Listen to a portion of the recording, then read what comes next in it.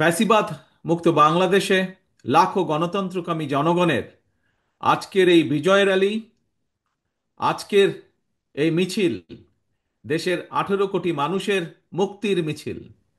এই মিছিল গণতন্ত্রের পথে অভিযাত্রা। ঢাকা সহ দেশের সকল উপজেলায় গতকাল যারা এই বিজয় র্যালিতে অংশ নিয়েছেন, আমার সালাম গ্রহণ করুন। আসসালাম আলাইকুম।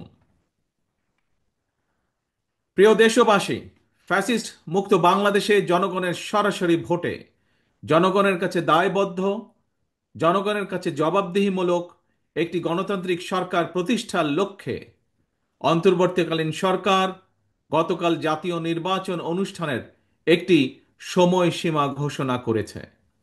জনগণের অভিপ্রায় বাস্তবায়নের তাগিদে জুলাই সনদ ঘোষণা করা হয়েছে।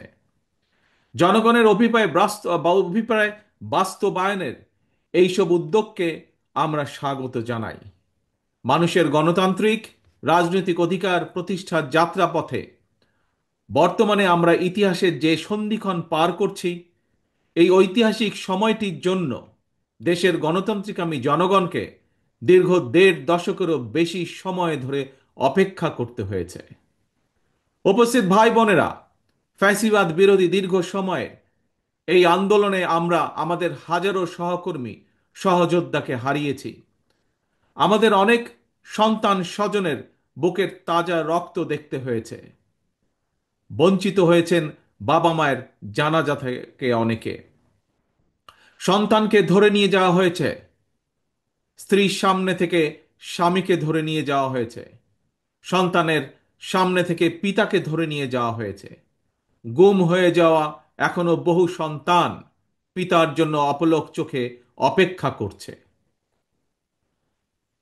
প্রিয় ভাই বোনেরা, ফ্যাসিবাদ বিরোধী আন্দোলনের সময় বিএনপি সহ বিরোধী দল এবং মতের নেতাকর্মী সমর্থকদের বিরুদ্ধে লক্ষ লক্ষ মিথ্যে এবং রাজনৈতিক উদ্দেশ্য প্রণোদিত মামলা দেওয়া হয়েছে।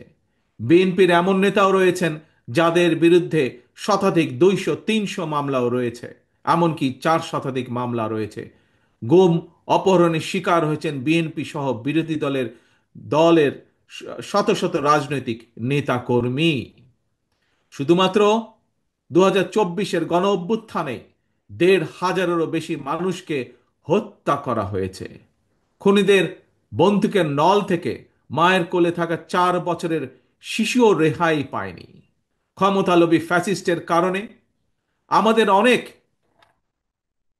সাহসী সেনা কর্মকর্তাদের হত্যাযজ্ঞের শিকার হতে হয়েছে। বিডিআরের নাম পর্যন্ত পাল্টে দেওয়া হয়েছে। ভেঙে দেওয়া হয়েছে আইন শৃঙ্খলা রক্ষাকারী বাহিনী পুলিশের মনোবল। প্রিয় দেশবাসী, পতিত পরাজিত পলাতক স্বৈরাচারের আমলে দেশে অন্ধকারের রাজত্ব কায়েম করা হয়েছিল।